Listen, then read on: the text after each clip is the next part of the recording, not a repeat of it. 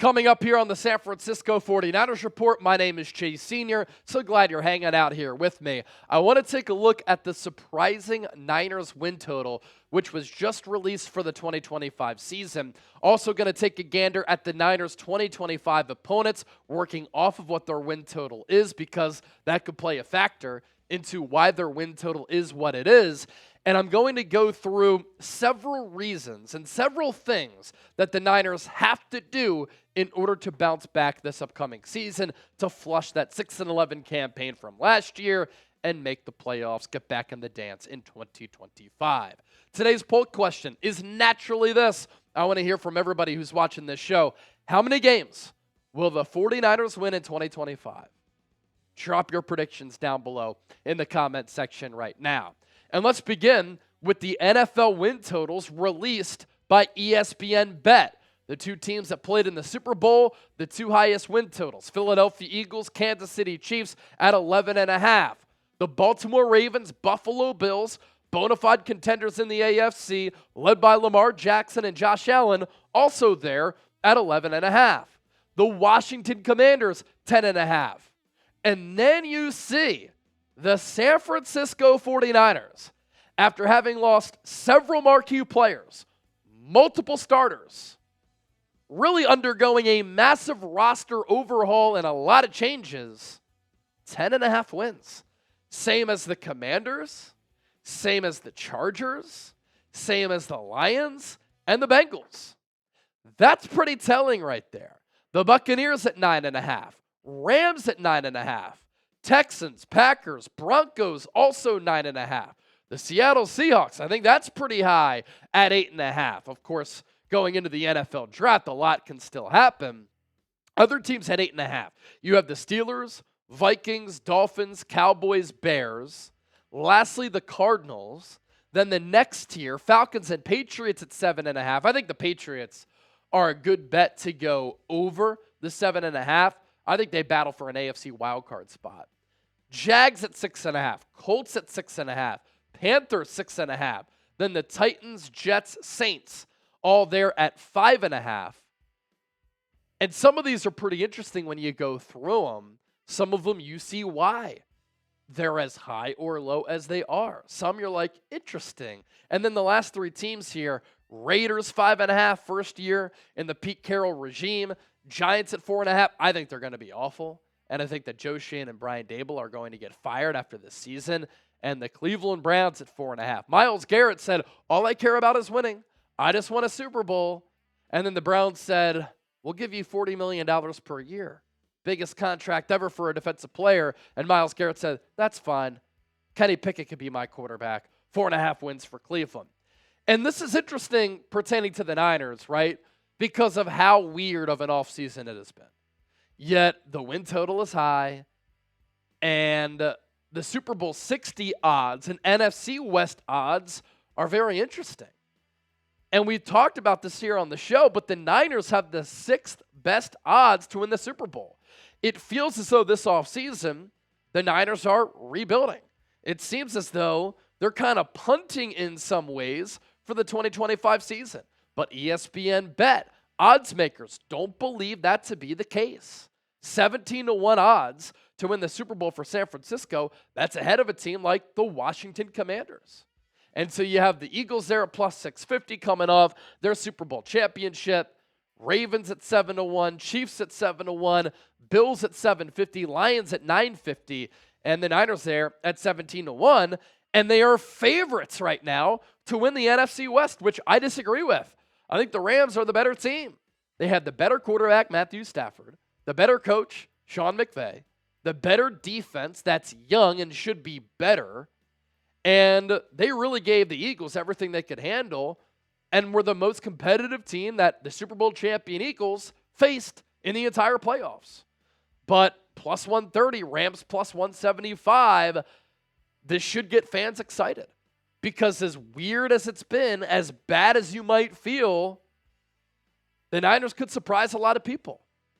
Now, of course, as we've talked about here on the show, because San Francisco went 6-11 in 2024, suffering all those injuries, coaching was bad, Star players did not perform. It was ugly in every way, shape, and form. But because they finished dead last in the NFC West, they're now set up with one of the easiest schedules in the National Football League, and they're going to play a last-place schedule. Their home opponents, the divisional teams, Cardinals, Seahawks, Rams, they're going to host the Falcons and Panthers, both very winnable games, and then the Jags, Titans, and Bears. Outside of the divisional games where you never know what's going to happen, the Niners should win 5 of those games at home because they're still better than those teams. Bears are going to be improved, but San Francisco should still be victorious in that game, depending on still what happens in the NFL draft. And then the away schedule. Again, NFC West foes, Cardinals, Seahawks, Rams. Niners will travel to New Orleans. Great place to visit if you want to go for a weekend to catch your Niners. Great city to be in for a weekend, not any more than that.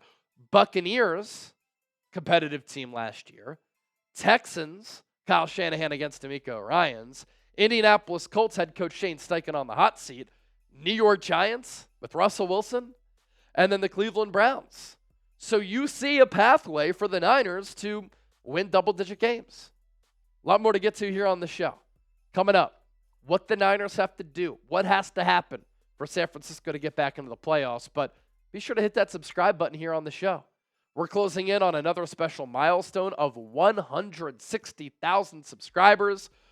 We're 800 people away. So if you want Niner shows every single day that are going to make you a smarter football fan, a smarter Niner fan, where you become a more insightful viewer of the Niners, where you get your brain working a little bit, where sometimes we can make you laugh and entertain you, hit that sub button right now.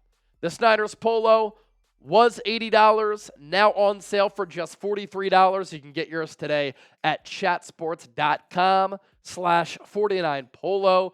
You've seen me wear the similar style for a lot of the watch parties that I do. A lot of people have asked, Chase, where'd you get that? Fanatics. So use that link down below. It'll take you to Fanatics, and you can get yours today. All right, to the back half of the show. These following things must happen in order for the San Francisco 49ers to bounce back from last year's abysmal 6-11 season to get back to the playoffs in 2025. First of all, the Niners have to nail the 2025 NFL draft.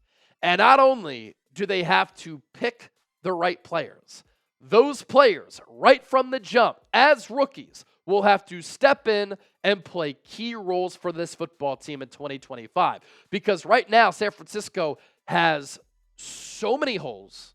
They don't have enough talent and depth, and they're heavily leaning on these rookies to step up and play well this upcoming season.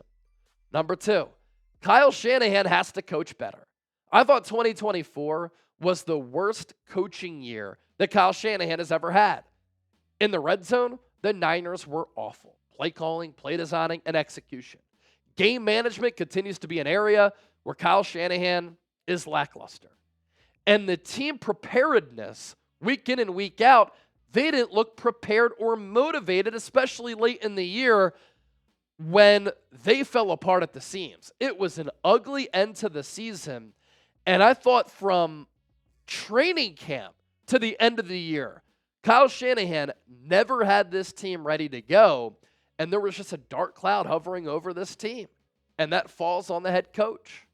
To the quarterback, I know that there were a lot of factors behind why Brock Purdy struggled last season. Bad offensive line play, injuries to marquee players, but Brock Purdy has to bounce back, and Brock Purdy has to ball out, especially if the Niners give him a contract extension between $50 and $60 million. Go out there and prove that you're a franchise quarterback. Go out there and prove that you're elite. You did it in 2022. You did it in 2023. You didn't do it in 2024. What was concerning last year is that Purdy put the ball in harm's way too often at moments in the game where he made dumb decisions which cost the Niners games. Can't commit turnovers like that in those situations. So really across the board, Purdy just has to bounce back and play better. Christian McCaffrey is going to have to stay healthy. When he's healthy, He's one of the best overall players in the entire National Football League. So special, so dynamic, one of one, a threat to take it to the house anytime he gets his hands on the football. The versatility to his game is very special too, where he can run it in between the tackles, out to the edge, catch balls out of the backfield, and as a slot receiver. In 2023, top 5 in MVP voting, NFL Offensive Player of the Year. Since the trade of McCaffrey, he has changed the complexion of this offense, but there are big health concerns with him. And this is after the Niners gave him a contract extension and a pay raise. But in his late 20s, coming off bilateral Achilles tendonitis, a PCL injury, with the injury history that he has, it's not promised that he's going to stay healthy in 2025. But if he does, it goes a long way toward the Niners getting back into the playoffs and this offense looking like it can look. A boost from Brandon Ayuk would also be huge for the Niners. In 2023, he was a top 10 wide receiver in the game. Number 2 in yards per catch, analytically a top 5 wide receiver. What he did, given the lack of targets that other receivers get, like CeeDee Lamb, Jamar Chase, Justin Jefferson, very impressive. And his route running is so clean. But coming off that bad knee injury, in which he shredded and tore multiple ligaments in that knee, 1, we're not sure when he's going to come back. 2, what type of player he's going to be. But if he returns close to that 2023 form, where he had gotten better every year that he was in the NFL, it improves this pass game. He has a great connection with Brock Purdy, and it just adds more depth and talent to that wide receiver room. Can the offensive line improve? Run blocking and in pass protection. That has to happen. If it weren't for Brock Purdy being so mobile in 2024, the offensive line numbers would have been even worse. Ricky Pearsall, because of the uncertainty around Brandon Ayuk and because the Niners traded away Deebo Samuel, has to take a big jump. He recovered from that gunshot injury. He recovered from the shoulder injury. He was also dealing with the hamstring injury prior to the year. Toward the end of the season, you saw some pop. You saw some juice. Niners can't afford to whiff on another first-round pick. They need Pearsall to step up and play well this season. To the defensive side of the ball, a reason why the Niners brought in Robert Saleh, great defensive mind. They want more energy on that sideline. They want players to develop better. Some of these players that they're bringing in on these low-cost deals, they want Robert Saleh, with how much they're paying him, to maximize those players, put them in a position to succeed, and have this defense getting back to how it played from 2019 through 2022. The Niners have missed that. They've been bad against the run.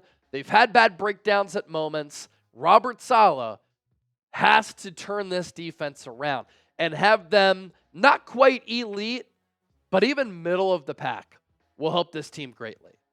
Nick Bosa has to have a huge year, and he has to stay healthy. If he would have stayed healthy last year, it would have been another double-digit sack season, but you're making $34 million per year, and you don't have a lot of talent or depth along that defensive line. You were looked at as one of the pillars and the building blocks of this organization. For Nick Bosa, have a big year, stay healthy, and he can be a big reason why this Niners defense improves. Because if they can't get after the quarterback, it could be a long season. These young defenders will have to make big strides. Bernardo Green, you played really well in year 1. Can't have a sophomore slump. Niners need you. Deommodore Lenoir, you're a bargain at that contract. Continue your ascent. D. Winters, you're going to be asked to play more at that linebacker spot. What can you do? Out goes Dre Greenlaw, big shoes to fill. Evan Anderson, UDFA, good story last year. Can you make a sizable leap? Jair Brown, can you get back on track? Malik Mustafa, can you continue your development? Brant Boyer with the special teams unit. As far as DVOA and EPA, the Niners were bottom 3 last year.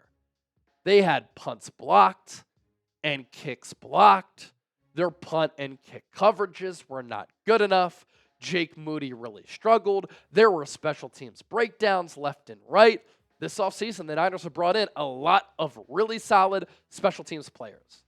And they brought in Brant Boyer to lead that unit. Improve it, Brant. Jake Moody can't be an absolute stiff. If he's on this team, he can't kick the ball like he did last year, where he cost the Niners a lot of points. So if the Niners do all of those things, they should be able to get back into the playoffs in 2025.